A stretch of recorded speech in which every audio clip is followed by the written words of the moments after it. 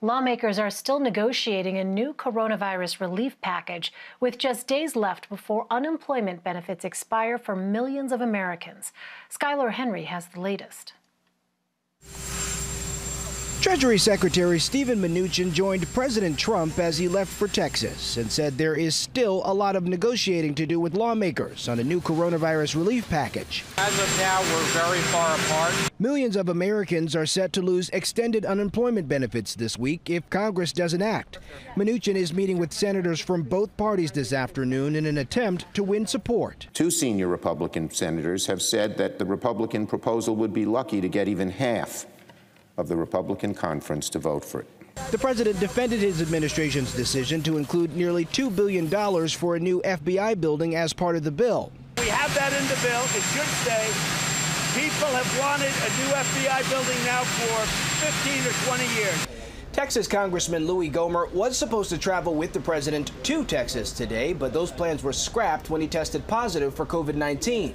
Gohmert tweeted this video questioning whether wearing a mask led to his positive diagnosis. When I have a mask on, I'm moving it to make it comfortable, and I can't help but wonder if that, puts some germs in the mask. It's not the first time the Texas Republican has questioned wearing a mask, and he was seen without one walking the halls of Congress Tuesday. I'm concerned about the irresponsible behavior of many of the Republicans who have chosen to consistently flout well-established public health guidance. National Security Advisor Robert O'Brien is still recovering from the coronavirus after testing positive earlier this week. Skyler Henry joins me now from the White House. So, Skyler, tell us a little bit about what's in the proposed GOP coronavirus relief package and why is there such disagreement over it within the party? Well, Elaine, good evening to you. At this point, we've heard from several Senate Republicans who've said that, quite frankly, it's a mess right now. There isn't necessarily the proper context to address the coronavirus relief that I think most GOP were looking for, or most of the members of the GOP were looking for as they introduced this bill to the other side, namely that FBI building or the funding for that new FBI building. We're talking about $2 billion or so, or nearly that the Trump administration had been pushing. As you saw in the piece, the president says that the FBI has wanted this new building for some time now, but GOP leaders, particularly Senate Majority Leader Mitch McConnell, as well as others, have said that now is not the time to have that measure in these bills, and that should actually be something that should be removed by the time these negotiations are over. And you take it into consideration something else. You have those unemployment benefits that the GOP is proposing slashing right now. They're talking about those $600 checks that were going out to millions of Americans who are receiving those unemployment checks every week.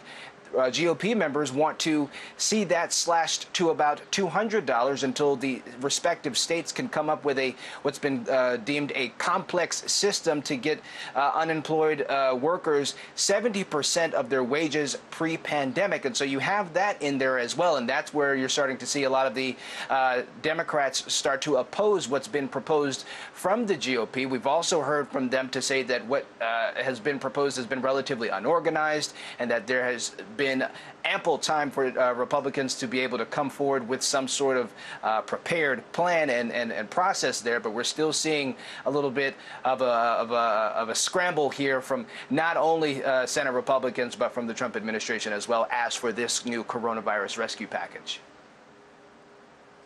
Well, a new CBS News poll shows more than half of Americans say the president is doing a poor job of handling the crisis. How is the White House responding to these dips in public opinion? Well, I would say tone, Elaine. I think over the past few weeks, we've seen the president start to be ahead of the coronavirus, at least in terms of messaging, whereas at the start of the pandemic, well into a few months or so, we saw Vice President Mike Pence, who's in charge of the coronavirus task force. We saw Drs. Birx and Fauci speak out as well. Admiral Giroir and others start to come out to say different things in regards to the pandemic in terms of the processes of testing and where we're starting to see spikes in cases and things like that. But we've have seen the president come out more so and have these public briefings, had maybe a handful or so just in the last week or so, addressing, if not solely the pandemic, then the ripple effects around it, particularly the invoking the Defense Production Act for large companies to start to help with this coronavirus pandemic, as we saw with Kodak yesterday. And so we're starting to see the president kind of come out in front here, and I think that that's kind of playing into some of his campaign strategist plans in trying to win his reelection, as several polls have been out showing that a lot of voters feel as though the president has handled the pandemic poorly up until this point.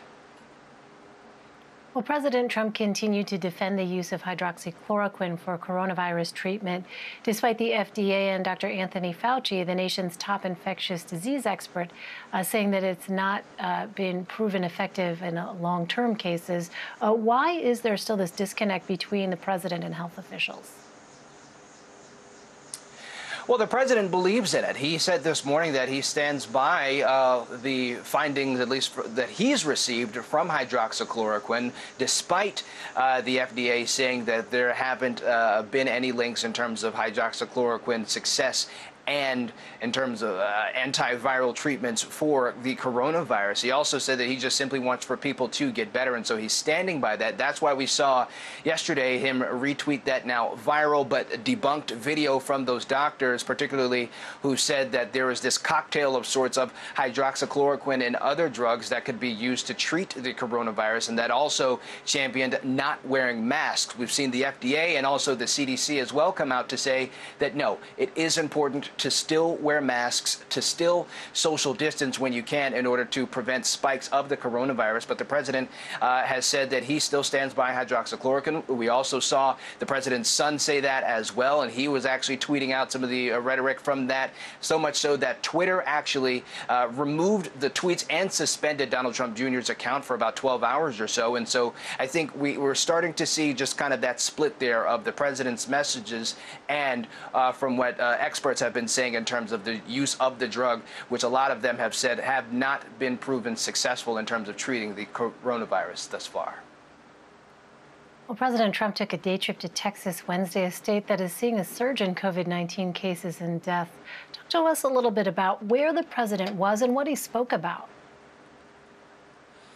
Well, he was busy in Texas again, right? He was just there not too long ago, probably about a month or so ago. But this time he was there visiting an oil rig and also touting his energy policies that have led to the creation of more energy sector jobs. And you have to remember this too, Elaine. The president is trying to win re-election here. And Texas is another one of those states that are seeing a spike in coronavirus numbers. And so I think the president is trying to do what he would normally do if we weren't in a pandemic, right? Getting out to his base, getting out to his supporters and trying to get that rhetoric and those messages out of the strong economy and things like that out there. So, the president is out kind of trying to hit two birds here with one stone. And so we saw him earlier, or he was at a closed fundraising event before he went to the oil rig. And so now, even though he didn't have an opportunity to have, say, a traditional rally of sorts, a lot of the rhetoric that he used when he was speaking to the folks at the oil rig sounded like a campaign rally, particularly when it comes to things like taking shots at his challenger, the presumptive Democratic nominee, former Vice President Joe Biden. He spoke about AOC as well. And then he also spoke about the new Green Deal that was going against, obviously, the oil jobs and all of those things like that that are happening in Texas. And so the president is trying to hit two bases here while he is down in Texas. And so I think that's what we're starting to see. But interestingly enough, according to our CBS News Battleground Tracker poll, we're starting to see former Vice President Joe Biden start to rise in terms of voter support. I think they're about neck and neck right now at about 49% or so, something that traditionally hasn't happened, as Texas has been traditionally a red state as it pertains to presidential elections. And so I think the president is starting to try to change his message and start to do a lot of things differently so that he can kind of get out there and get out to his supporters, particularly in Texas. All right, Skyler Henry at the White House for us. Skyler, good to see you. Thank you very much. All right, thanks, Elaine.